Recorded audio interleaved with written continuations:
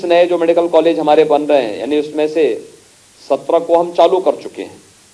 8 को हम लोगों ने 2018 में प्रारंभ किया, 9 को इसी साल प्रधानमंत्री जी ने 21 में चालू किया, उनमें एडमिशन भी हो गए हैं, नीट के माध्यम से उनमें एडमिशन हो चुके हैं, और 14 पे हमारा बाकी शेष 15-16 पर हमारा काम वर्तमान में चल रहा है, जिसको हम लोग 23 में उनमें नया सत्र प्रारंभ करेंगे।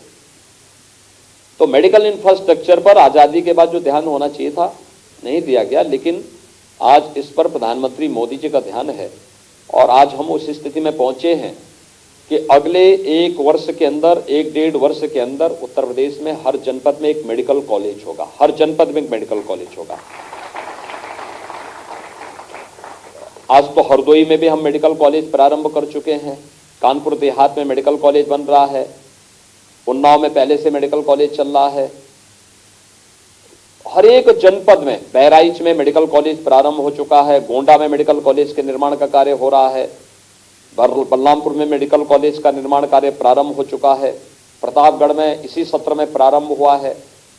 यानी हर जनपद में, आप पूर्वी उत्तर प्रदेश में देखेंगे तो गोरखपुर में पहले से मेडिकल कॉलेज था, एम्स प्रारंभ हो चुका है, देवरिया में नया मेडिकल कॉलेज बन रहा है, कुशीनगर में नया देवरिया का मेडिकल कॉलेज इस सत्र में प्रारंभ हो गया है, बस्ती में विगत वर्ष हम लोग प्रारंभ कर चुके हैं मेडिकल कॉलेज। ये सभी हर जनपद में कुछ न कुछ नया मेडिकल इंफ्रास्ट्रक्चर बढ़ाने का, जिससे सीट्स बढ़े और यहाँ के बच्चों को मेडिकल की शिक्षा यहीं पर प्राप्त करने का अवसर प्राप्त हो सके और सस्ते में प्राप्त हो सके। ये एक प्रयास सरकार के स्तर पर प्रारंभ हुआ है और प्रधानमंत्री मोदी जी का विशेष इस पे ध्यान भी है। आप लोगों ने यहाँ पर रखी है, भारत सरकार उस पर पूरा चिंता व्यक्त कर रही है और भारत सरकार उस पर स्वयं भी चिंतन कर रही है, कैसे हम इन चीज़ों को आगे बढ़ा सकें। अब MBBS में फाइनल ईयर था या जो 4th ईयर के थे या 3rd ईयर के हैं, 2nd ईयर में हैं, इनकी आगे की पढ़ाई कैसे जारी रखी जा सकती है, इस पर नेशनल मेडिकल काउंसिल भारत के अंदर बना हुआ है। जो पहले मेडिकल काउंसिल ऑफ इंडिया था, वही नेशनल मेडिकल काउंसिल के रूप में इसमें भारत में काम कर रहा है। सरकार का उसके साथ संवाद चल रहा है, बातचीत चल रही है, अलग अलग दौर की बातचीत चल रही है। और ये मान के चलिए, जो यहाँ पे अभी शिवेंद्र ने कहा कि मोदी है तो मुमकिन है, प्रधानमंत्री मोदी जी बच्चों के भविष्य के प्रति पहले आपकी सुरक्षा आवश्यक थी, सुरक्षित वापस करने की तैयारी है। 4-4 मंत्री कैंप कर रहे हैं। मुझे लगता है किसी भी देश के मंत्री आपने नहीं देखे होंगे जो बॉर्डर पर रह करके अपने देश के नागरिकों को बचा रहे हों। अकेले भारत सरकार के मंत्री वहां काम कर रहे हैं। प्रधानमंत्री मोदी जी स्वयं 4 से 5 बार बैठक कर चुके हैं और वहां रूस के राष्ट्रपति से भी बातचीत कर चुके हैं। लगातार अगल बगल के देशों के साथ बातचीत करना, उनके साथ बातचीत करके सुरक्षित अपने नागरिकों निकाल करके सुरक्षित उनके घरों तक पहुंचाने के लिए जो कार्रवाई प्रारंभ हुई है, ये आप सबके सामने है। धैर्य के साथ हमें एक सकारात्मक सोच के साथ आगे बढ़ना होगा। देखिए, 2 चीजें जीवन में, एक तो व्यक्ति का धैर्य, विपत्ति के समय उसका सबसे बड़ा मित्र होता है। धैर्य के साथ आपके अभिभावक ने इस संकट के समय में अपना धैर्य रखा, सरकार की कार्रवाई का समर्थन किया, आप सभी सुरक्षित अपने घरों को आए हैं। और भी बच्चे जो हैं उनको भी लाने की सरकार पूरी तैयारी कर रही है। आज 11 फ्लाइट आ रही हैं वहां से, जिनसे भारत के नागरिक वहां से वापस आएंगे, सुरक्षित वापस आएंगे, सुरक्षित उन्हें पहुंचाने की व्यवस्था। एक तो हमें संकट के समय धैर्य का परिचय देना, उन लोगों के बहकावे में नहीं आना चाहिए जो लोग अनावश्यक भड़काने का काम करते हैं और फिर किसी भी सफलता पर। आप एक डॉक्टर हैं, आप जब किसी ऑपरेशन को करेंगे तो ऑपरेशन के लिए एकाग्रता की आवश्यकता है ना। आप ओटी में जाएंगे, ओटी में जाकर के आप जब जिस बीमारी से संबंधित ऑपरेशन करने जा रहे हैं, जब उस पर फोकस करेंगे अपने आप को, तो ही आपको सफलता प्राप्त होगी। अगर आप ओटी में गए, ऑपरेशन करके कोई दरवाजा भड़बड़ा रहा है, कोई अंदर जबरदस्ती घुस करके आपके साथ बातचीत करने लग गया है, तो क्या आप एक सफल ऑपरेशन कर पाएंगे? नहीं कर पाएंगे। ऐसे ही जब सरकार इस ऑपरेशन गंगा के तहत यूक्रेन से सुरक्षित अपने नागरिकों को लाने की तैयारी कर रही है, इस समय अगर कोई अनावश्यक राजनीति करके इस कार्य में व्यवधान पैदा करने का प्रयास करता है तो मुझे लगता है कि इस पूरे ऑपरेशन को विफल करने की साजिश का वो हिस्सा होगा, क्योंकि वह सरकार के ध्यान को हटाना चाहता है।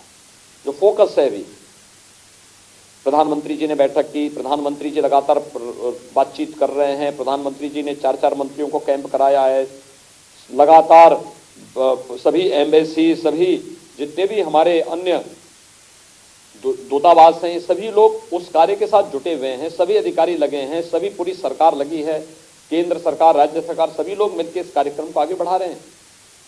तो उन चीजों को हमें देखना चाहिए कि किस अच्छे ढंग से सरकार इस पूरे ऑपरेशन को आगे बढ़ा करके सफलतापूर्वक एक एक नागरिक के जीवन को बचाने की दिशा में प्रयास की है। एक अभिनंदनीय प्रयास है। हम सब प्रधानमंत्री मोदी जी का इसके प्रति आभार व्यक्त करते हैं। और दूसरा, फर्स्ट स्टेज में सुरक्षित वापस लाना है, सभी बच्चे सुरक्षित वापस आ जाएं, ये ध्यान सरकार का है। और फिर सेकंड स्टेज में आगे की आपकी फ्यूचर के बारे में आगे की प्लानिंग क्या होनी है। एनएनसी के साथ भारत सरकार और राज्य सरकार दोनों संवाद बनाए हुए हैं, तो सुरक्षित वापसी के बाद फिर इस प्रक्रिया को आगे बढ़ाएंगे। आप लोग अपने पाठ्यक्रम को अपने घर में रह करके तत्काल पहले अपने कार्यक्रम को उसको रिपीट करते जाइए, रिवीजन करते जाइए, फिर बाद में उसके बारे में भी सरकार जरूर बातचीत करेगी। और हम लोग, मेरा प्रयास होगा कि एक बार जितने भी बच्चे वहाँ पर रहते हैं, लगभग 2400 बच्चे हमारे हैं यूपी के, उन सबको एक बार बुलवा करके फिर उनके बारे में कोई ना कोई एक रास्ता हम लोग निकालेंगे। इसमें भारत सरकार भी चिंता व्यक्त कर रही है, भारत सरकार ने भी इस दिशा में प्रयास अपने प्रारंभ किए हैं। लेकिन आज पहली प्राथमिकता वहाँ रेस्क्यू का है कि सुरक्षित अपने देश के अंदर अपने नागरिकों को और अपने बच्चों को वापस लाने का है। और ये प्रयास आज भारत सरकार के स्तर पर प्रारंभ हुआ है। मैं आप सबका एक बार फिर से आपकी सुरक्षित वापसी के लिए प्रधानमंत्री मोदी जी को धन्यवाद देता हूं और ईश्वर के प्रति भी आभार व्यक्त करता हूं कि आप सभी सुरक्षित वापस अपने घरों को आए हैं। आपके माँ बाप, स्वयं आपके जो अभिभावक हैं, माताजी पिताजी आपके हैं, सभी लोग बहुत प्रसन्न हैं, प्रफुल्लित हैं इस बात को लेकर के आपको अपने बीच में पा करके। क्योंकि भारत से बहुत दूर रह करके मेडिकल की पढ़ाई करना और वहाँ पर युद्ध प्रारंभ हो जाए अपने आप में एक संकट होता है। क्योंकि जब कोई मिसाइल या कोई बॉम्ब गिरता है तो वो तो किसी का चेहरा देखता नहीं है, वह तो जहाँ गिरेगा उस पूरे क्षेत्र को पूरी तरह तबाह करके जाता है। इसलिए आपकी सुरक्षित वापसी पहली शर्त थी और वो प्राथमिकता के आधार पर उसको पूरा किया गया है। सेकंड, अन्य चीज़ों को भी आगे बढ़ाने का काम होगा। निश्चिंत होकर के अपने उसमें रहिए, अनावश्यक बहकावे में आने की आवश्यकता नहीं और सभी लोगों को आश्वस्त करिए कि मोदी है तो मुमकिन है। एक अभिभावक कभी भी इतने सफल और इतने व्यवस्थित ऑपरेशन कभी नहीं हो पाए थे जितना आज हो रहा है। आपने देखा होगा, आप लोग तो भुक्तभोगी हैं, आपने बॉर्डर पे देखा होगा, आपने एम्बेसी के व्यवहार को देखा होगा, आपने अन्य चीजों को देखा होगा, कितनी संवेदनशील तरीके से एक अभिभावक के सदस्य के रूप में, एक परिवार के अभिभावक के रूप में ये सभी कार्य करते हुए दिखाई दे होंगे। एक बड़ी बात होनी चाहिए और इसको एप्रिशिएट भी करके। दूसरा, जीवन में कुछ बनना है तो हमें सकारात्मक सोच के साथ आगे बढ़ना होगा। एक सकारात्मक सोच, हमें अच्छा करना, अच्छा हो रहा है, अच्छा देखने की आदत होनी चाहिए। अच्छा देखेंगे, अच्छा करेंगे, परिणाम अच्छा ही होगा, ये मान करके चलना चाहिए। और अच्छा हम सोचें, अच्छा करें तो परिणाम को अच्छा लाएंगे, ये भी विश्वास हमारा होना चाहिए। इस वापसी के लिए आप सबका मैं अभिनंदन करता हूं, आपके माता पिता का जिन्होंने धैर्य के साथ आपकी सुरक्षित वापसी का इंतजार हो हल्ला के उन्होंने सरकार पर विश्वास किया, परिणाम सामने है। ये सकारात्मक अप्रोच होती है। और बाकी जो बचे हैं वे सभी भी वापस आएंगे, सुरक्षित वापस आएंगे। ये प्रयास सरकार का अपने स्तर पर है। तो मैं आपका और आपके पूरे सभी अभिभावकों का भी हृदय से धन्यवाद देता हूं कि वे यहाँ पर आए हैं। क्योंकि मैं स्वयं भी रात्रि को कल आया हूँ, तो मैंने इसीलिए एक दिन पहले कहा था कि भाई मैं एक बार उन सभी बच्चों से मिलना चाहूँगा। इतनी बड़ी संख्या थी, 1400 बच्चे आ गए हैं यूपी के। कुछ से प्रधानमंत्री जी ने वाराणसी में संवाद किया है, कुछ से मैंने आप लोगों को बुलाया, बाकी और लोगों को भी समय समय पर हम लोग बुलवाएंगे और एक बार आवश्यकता पड़ेगी सभी लोगों को बुलाकर आगे की व्यवस्था के बारे में भी चर्चा करेंगे। अभी पहले निश्चिंत होकर के जाइए, ईश्वर को धन्यवाद दीजिए, आप सुरक्षित वापस आ गए हैं, और प्रधानमंत्री मोदी जी को धन्यवाद दीजिए। ठीक है, ठीक। अब मेरे साथ बोलेंगे, भारत माता की, भारत माता की, भारत माता की।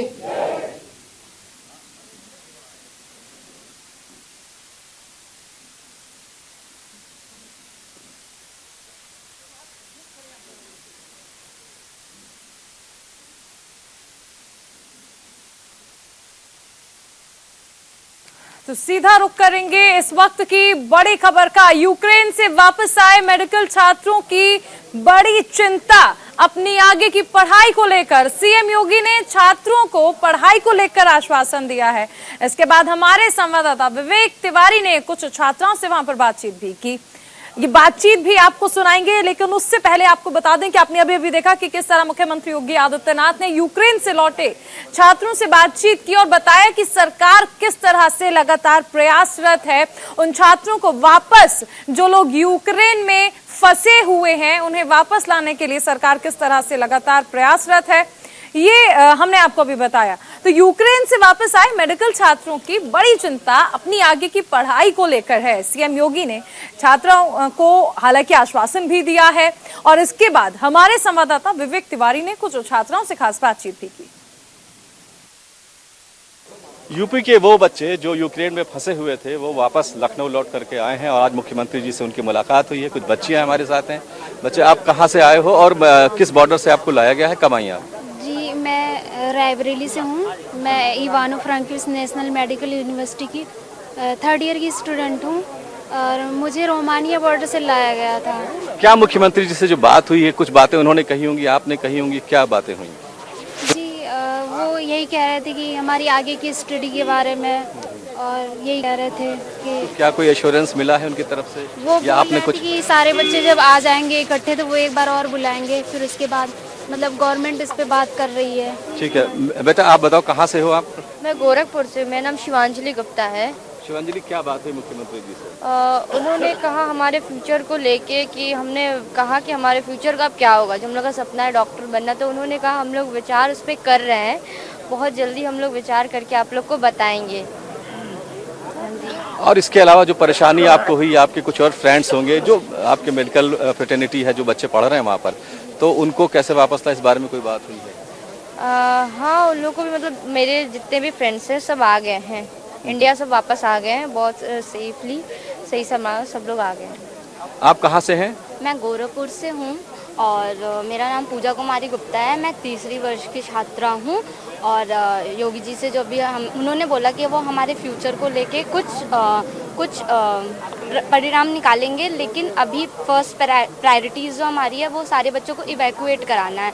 जब सारे बच्चे आ जाएंगे तो फिर उस पर हमारा केंद्रीय सरकार और राज्य सरकार उस पर चर्चा करेगा। और आगे की पढ़ाई को लेकर जो शंकाएं आप लोगों के मन में है, आप दोनों से मैं सवाल करना चाहता हूं, और मुख्यमंत्री जी की तरफ से जो आश्वासन मिला है, क्योंकि इस वक्त सबसे बड़ी समस्या वही है, उससे आप लोग संतुष्ट हैं जो उन्होंने कहा है? हम संतुष्ट हैं और हम उम्मीद करते हैं कि हमारी जो केंद्रीय और राज्य सरकार है वो हमारे लिए अच्छा परिणाम और नतीजा निकालेगी।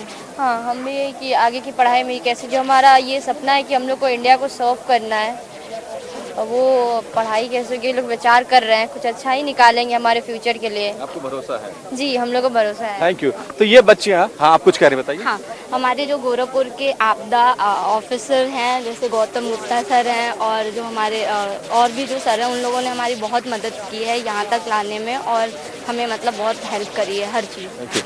तो ये बच्चियां यूक्रेन से वापस आ गई हैं और सबके मन में जो सबसे बड़ा सवाल है वो यही है कि उनकी आगे की पढ़ाई का क्या होगा, वो कैसे कंटिन्यू करेंगे। 1 2 साल 3 साल जिनकी पढ़ाई हो चुकी है, वो आगे का जो टर्म है वो कैसे करेंगे अगर यूक्रेन में लड़ाई चलती रहती है। तो इसके बारे में मुख्यमंत्री की तरफ से इनको आश्वासन ये दिया गया है कि पहले सारे बच्चों को वहाँ से इवैक्यूएट कर लिया जाए और उसके बाद फिर इन चीज़ों पर हम विचार करेंगे और ये देखेंगे कि इसका समाधान कैसे निकालना है। तो सरकार पूरी तरह से इन बातों को समझ रही है। Vivek Tiwari, news India, Lucknow.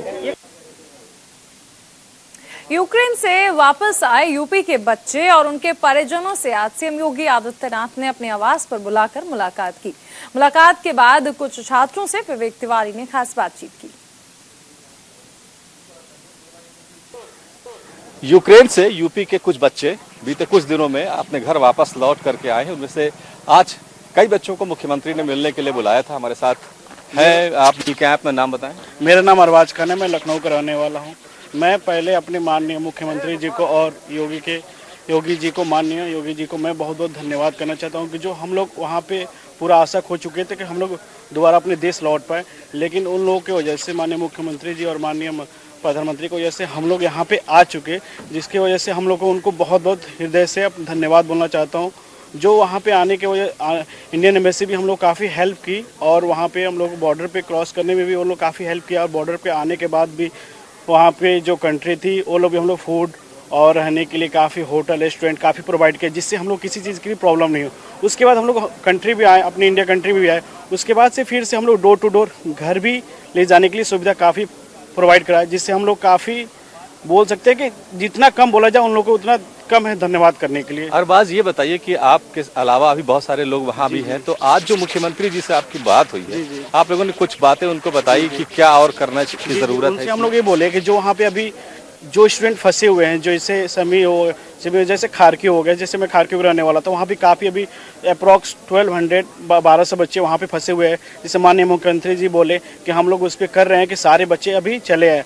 Total UP के 2400 बच्चे हैं, जिसमें से 1400 बच्चे अच्छे से सुरक्षित घर होम डोर टू डोर चले गए हैं। अभी 1000 बच्चे अप्रॉक्स बचे हुए हैं, जिनको माननीय मुख्यमंत्री जी ने बोला है कि सुरक्षित उनको सकुशल अपने घर पे पहुंचाया जाए। ठीक है अरबाज, एक आखिरी सवाल आपसे पूछेंगे। जो बच्चों के अंदर एक परेशानी है कि आगे उनका फ्यूचर क्या होगा, साल 2 साल या 3 साल की पढ़ाई हो चुकी है, अब वहाँ पता नहीं क्या हालात हो, तो इसके बारे में कोई बात हुई आप लोगों ने कहा वहाँ पर? जी, मैं खुद एक सेकेंड ईयर का स्टूडेंट हूँ, जिसे माननीय मुख्यमंत्री जी ने बोला कि हम आप लोग पे सभी बच्चों को लिए NMC से पूरे बातचीत चल रही है, जिसकी वजह से हम लोग की पढ़ाई की आगे लॉस नहीं होगी।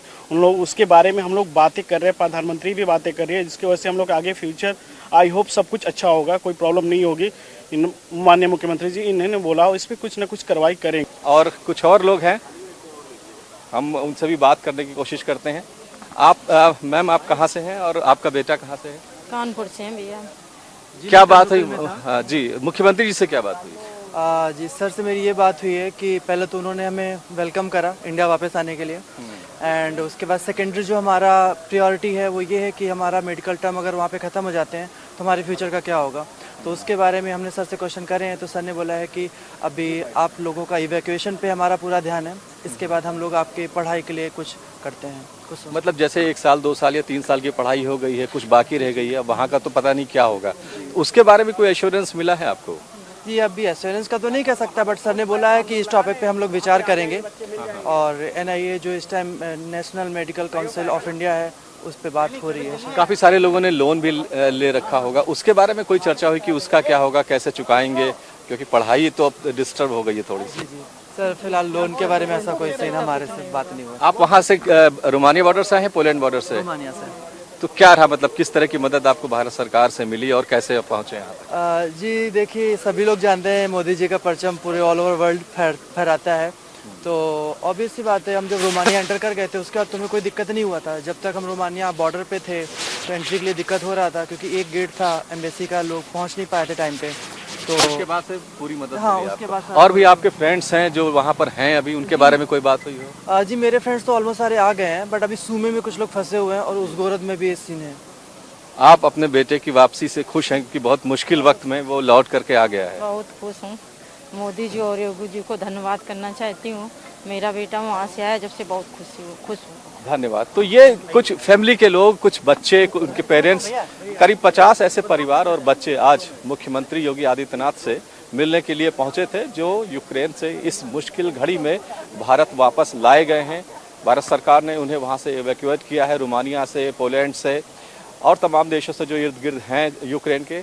और इन सब का ये कहना है कि जो सबसे बड़ी चुनौती है इस वक्त उनके सामने वो ये है कि जो बाकी बच्चे हैं वहाँ पर वो भी हिंदुस्तान ले आए जाएं, और दूसरा ये कि जो उनकी पढ़ाई आगे होगी या नहीं होगी इसको लेकर के जो असमंजस है उसका क्या होगा। तो सरकार का ये कहना है कि सरकार इस पर विचार कर रही है कि इनकी की आगे की जो पढ़ाई है उसको कैसे कंटिन्यू किया जाए या उसको कैसे रेगुलराइज किया जाए। इस पर सरकार विचार कर रही है, ये बात सरकार के ध्यान में है। कैमरा पर्सन राज सिंह बिष्ट के साथ मैं विवेक तिवारी, न्यूज़ इंडिया, लखनऊ। और सीधा रुख करेंगे इस वक्त की बड़ी खबर का। यूक्रेन से आ रही है इस वक्त की बड़ी खबर। यूक्रेन में रूस के हमले के बीच इस वक्त की बड़ी खबर आपको बता दें, यूक्रेन ने कुछ कागजात नष्ट कर दिए हैं। इस वक्त की बड़ी खबर, यूक्रेन ने कुछ कागजात नष्ट कर दी हैं। ये दावा किया गया है रूस की मीडिया की ओर से। कीव, खार्किव, लवीव में नष्ट कराए गए हैं ये कागजात। यूक्रेन में रूस के हमले के बीच ये बड़ी खबर आपको बता दें, यहाँ पर रूसी मीडिया ने एक दावा किया और कहा है कि यूक्रेन ने कुछ कागजात ऐसे हैं जिन्हें नष्ट करा दिया है। इस वक्त की बड़ी खबर आपको बता दें, कीव, खार्किव और लवीव में इन कागजात को नष्ट करने की बात कही गई है और ये दावा यहाँ पर रूसी मीडिया की ओर से किया गया है। यूक्रेन ने दरअसल कुछ कागजात नष्ट किए हैं। इस वक्त की बड़ी खबर, कौन से कागजात हैं ये जिनका हवाला रूसी मीडिया दे रहा है और कहा है कि यूक्रेन ने अपने कुछ कागजात को नष्ट कर दिया है। इस वक्त की बड़ी खबर आपको बता दें, यूक्रेन ने कुछ कागजात नष्ट कर दिए हैं। रूसी मीडिया की ओर से ये बड़ा दावा किया जा रहा है। कीव, खार्किव और लवीव में नष्ट किए गए हैं ये कागजात। ऐसा दावा रूसी मीडिया की ओर से किया जा रहा है। दरअसल ये कागजात कौन से हैं, इन बातों में कितनी सच्चाई है, रूसी मीडिया ये जो दावा कर रही है इसका आधार क्या है, आखिर क्यों रूसी मीडिया ये कह रही है कि यूक्रेन ने कुछ कागजात को नष्ट किया है। कीव, लवीव में ये कागजात जो है वो नष्ट किए गए हैं। यूक्रेन में रूस के हमले के बीच ये बड़ी खबर आ रही है जहां कहा जा रहा है कि यूक्रेन ने दरअसल कुछ कागजात नष्ट कर दिए हैं और हवाला यहाँ पर देखिए, रूसी मीडिया ने ये दावा किया है। कीव, खार्किव और लवीव में इन कागजातों को नष्ट किया गया है। यूक्रेन में रूस के हमले के बीच ये बड़ी खबर आपको बता दें कि किस तरह से ये दावा किया गया है। 11 दिन हो चुके हैं, 24 फरवरी को पहला दिन था। ये जंग लगातार जारी है। 24 फरवरी को पहला दिन, दूसरा दिन, तीसरा दिन, आप लगातार देखिए कि किस तरह से सिलसिलेवार तरीके से ये युद्ध जो है वो चलता रहा। 24 फरवरी को औपचारिक ऐलान हुआ था इस युद्ध का और उसके बाद आप देखिए हर दिन की, हर तारीख की एक एक तस्वीर, 6 मार्च तक की ये तस्वीरें आपको दिखाई जा रही हैं। 11 दिन हो चुके हैं इस युद्ध के औपचारिक ऐलान के और ऐसे में ये शहर देखिए किस तरह से खंडर बन चुके हैं, मकान और इमारत किस तरह से टूट चुकी है। आज इन खूबसूरत शहरों में सिर्फ और सिर्फ खंडर नजर आता है। आप देखिए कि किस तरह से ये जो हालात हैं वो बदले हैं। 11 दिन की ये 11 तस्वीरें आपको हम दिखा रहे हैं जिसमें आप देखिए कि किस तरह से 3 मार्च को आपको याद होगा कि ये वो सेंटर था जिस पर अटैक किया गया था रूसी मीडिया की ओर से। इसके बाद यहाँ पर भी ये तस्वीरें, हर दिन हर तस्वीर ये बताती है कि रूस ने किस तरह से और ज्यादा आक्रामक होते हुए भी ये हमला जो है वो किया था। हर दिन की ये तस्वीर देखिए, 24 मार्च से ये, माफ कीजिएगा, 24 फरवरी से इस हमले की शुरुआत हुई थी। युद्ध के ये जो 11 दिन हैं ये हम आपको बता रहे हैं। पहले दिन की तस्वीरें, इसके बाद आप देखिए कि दूसरे दिन की ये तस्वीरें हैं। पहले ही दिन 6 शहरों में मिसाइल दागी गई थी, उसके बाद दूसरा दिन, तीसरा दिन, चौथा दिन आप देखिए कि किस तरह से यहाँ पर सबसे अहम चीज है कि तीनों सेनाओं ने घेरा था यूक्रेन को और इस बीच हर तरफ से अटैक किया गया। आसमान में अटैक किया गया, स्ट्राइक यहां पर देखने को मिली, समुद्र में भी शिप्स तैनात किए गए थे। अब महायुद्ध के 11वां दिन, लेकिन ये 5 तस्वीरें आप देखिए किस तरह से युद्ध विराम, देखिए यहां पर आप समझने की कोशिश कीजिए, कल ही 11:30 बजे भारत समय अनुसार 11:30 बजे युद्ध विराम का ऐलान किया गया था, लेकिन वो पूरी तरह से फेल नजर आया। दोनों ही देश अभी भी अटैकिंग पोजीशन में है। कीव पर चढ़ाई जो कि डे 1 से ही आप देखिए कि रूस का टारगेट था कि कीव पर कब्जा करना है। राजधानी कीव के जरिए ही दरअसल रूस यहां पर यानी यूक्रेन में तख्ता पलट करने की कोशिश कर रहा है। हवाई हमले और ज्यादा तेज हो चुके हैं और ये कंडीशन तब है जब औपचारिक ऐलान किया गया था युद्ध विराम का, उसके बाद हवाई हमले तेज हुए हैं। अब रूस ने अल्टीमेटम दे दिया है, पुतिन ने साफ कर दिया है कि वो तमाम देश जो कि रूस के खिलाफ हैं उनकी एक लिस्ट बनाई जाए, और वो तमाम देशों को चेताया भी और कहा है कि इस मामले में सभी दूरी बना लें, और ये चेतावनी उन्होंने नेटो के देशों को भी दी है। अब कैसे होगी सुलह पुतिन और जेलेंस्की के बीच? ये सुलह आखिर कैसे हो पाएगी, इस पर सभी की निगाह टिकी है। सोमवार को तीसरे दौर की बातचीत होनी है। पहले दौर की बातचीत बेनतीजा रही थी, दूसरे दौर में भी किसी तरह का कोई नहीं कहा जा सकता है कि कोई राहत वाली बात आई हो, लेकिन अब तीसरे दौर की बातचीत पर सभी की निगाह टिकी है। देखिए, अब ये मैप है यूक्रेन का, और आपको समझाते हैं कि वो कौन कौन सी जगह है जहां पर पिछले 24 घंटे में हमले किए गए हैं रूसी सेना के द्वारा, और इन 24 घंटे में वो वक्त भी शामिल है जब युद्ध विराम का ऐलान किया गया था। देखिए, यहां आप देखिए कीव, राजधानी कीव जिस पर लगातार टारगेट किया गया है, राजधानी कीव पर लगातार कब्जा करने की कोशिश जो है वो रूस की ओर से की जा रही है। ये यहाँ पर कीव पड़ता है, और यहाँ देखिए चर्निहीव, ये कीव से थोड़ा सा आगे आप देखिए इस पोर्शन में चर्निहीव पड़ता है जहां पर लगातार आप देख रहे हैं मिसाइल अटैक। यहाँ खार्किव है, इस पोर्शन में यहाँ पर भी लगातार अटैक किया जा रहा है रूसी सेना की ओर से, और ये दूसरा सबसे बड़ा शहर है। वहीं अगर हम यहाँ पर बात कर ले तो देखिए ये है डोनेस्क। आपको याद होगा कि दो हिस्से किए थे पुतिन ने, डोनेस्क और लुहांस्क, जहां पर ये वो एरिया था जहां पर लगातार अटैक जो है वो किए जा रहे हैं। ये पोर्शन है ओडिशा का, जहां पर आप देखिए कि किस तरह से ओडिशा में भी कल ही पुल तोड़ने की खबरें सामने आई थी, जिसमें देखा था दो जगह को कनेक्ट करने वाला पुल जो है ओडिशा में, उसे भी रूसी आर्मी की ओर से तोड़ दिया गया था। तो पिछले 24 घंटे में कहां कहां पर रूसी सेना ने अटैक किया वो हमने आपको दिखाया। इसी तरह आगे भी अपडेट आपको देते रहेंगे।